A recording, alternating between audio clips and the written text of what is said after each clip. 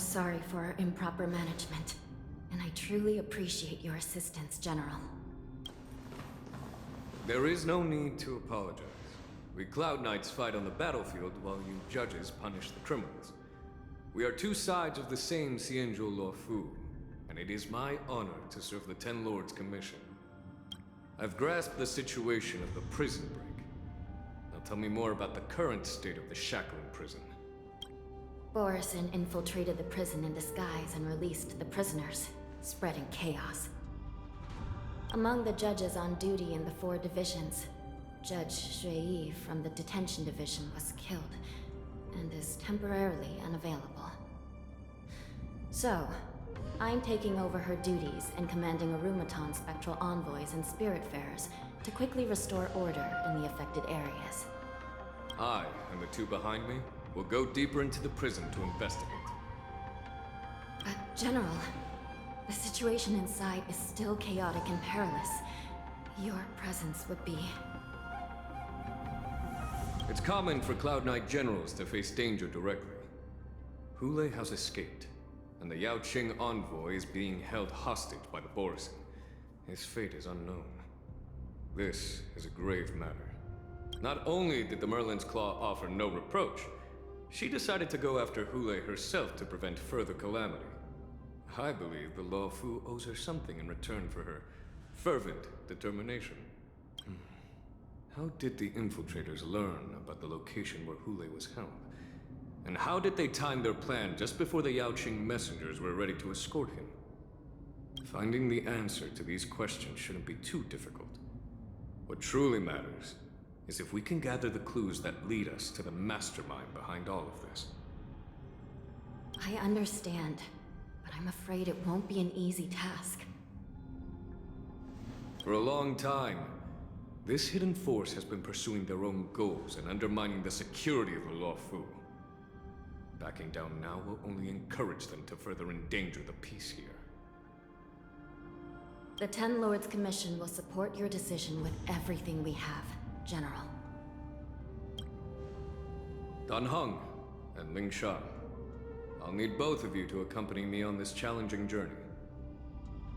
Well, it's part of my responsibilities as the Cauldron Master. So, where would you like to start, General? Let's start with those Borison disguised as Foxians. My people have already prepared the evidence.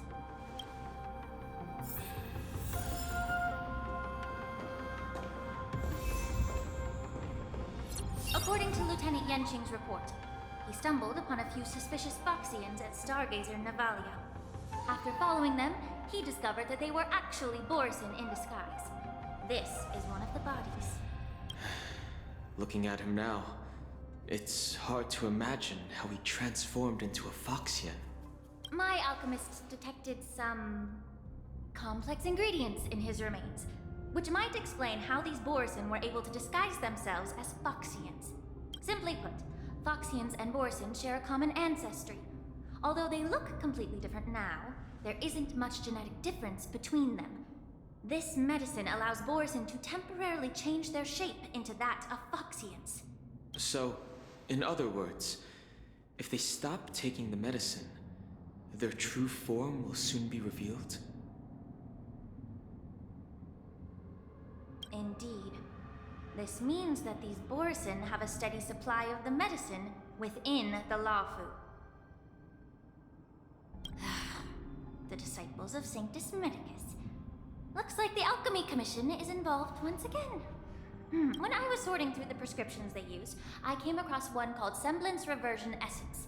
It's designed to help those disciples suppress signs of their Mara-struck forms and maintain their normal appearance.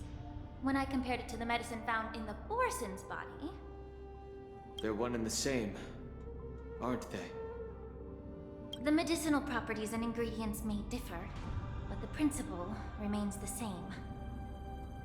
Since ancient times, the Borison have always sought to have more powerful bodies, regarding the Foxians as weaklings.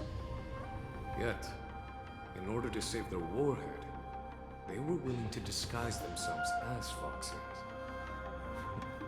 If these infiltrators rely on the medicine to maintain their disguise, Then following this lead in our investigation seems prudent. Please follow me. Here we are. According to the judge, this area is not yet under control, so we should proceed cautiously. I've captured the nature of the medicine in my system. By following the medicinal fumes, we should be able to retrace the steps of the disguised forest.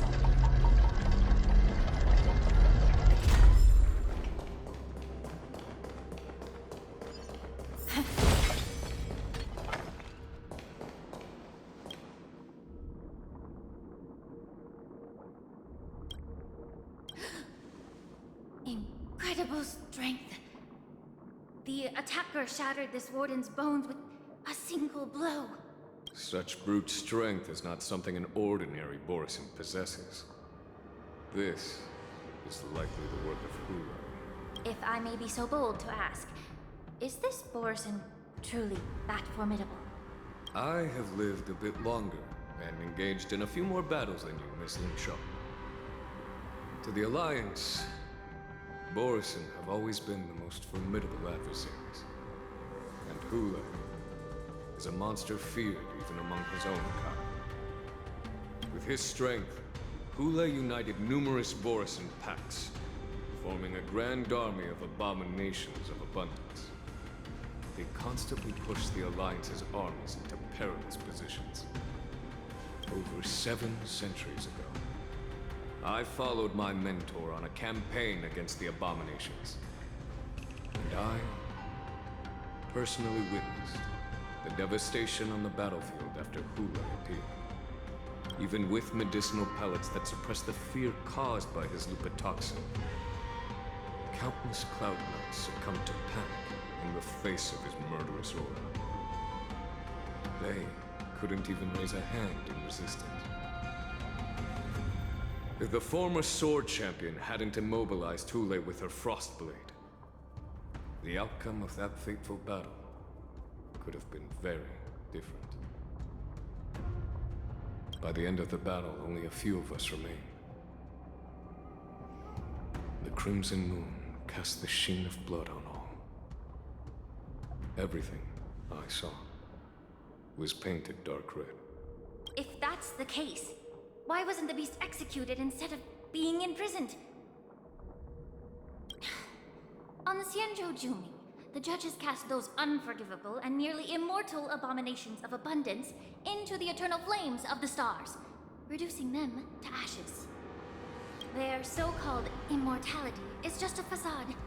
I mean, nothing can truly defy death, can it? I just don't understand why the Luofu kept this tumor for so long, leading to the terrible situation we're facing now. But I guess I understand. The people of the Luofu are known for their kindness.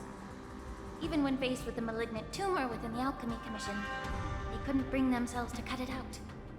Instead, they exiled the healer, who tried to solve the problem, to the Xianzhou Jumi.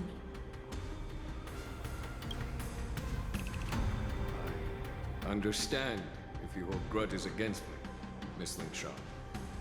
I take the blame for the resurgence of the disciples of Sanctus Medicus. As for why Hule was only in prison, I can shed some light on that too. I'm just a healer. I'm not familiar with the past. I'd appreciate it if you could enlighten me. All right. Let me tell you more about it as we go.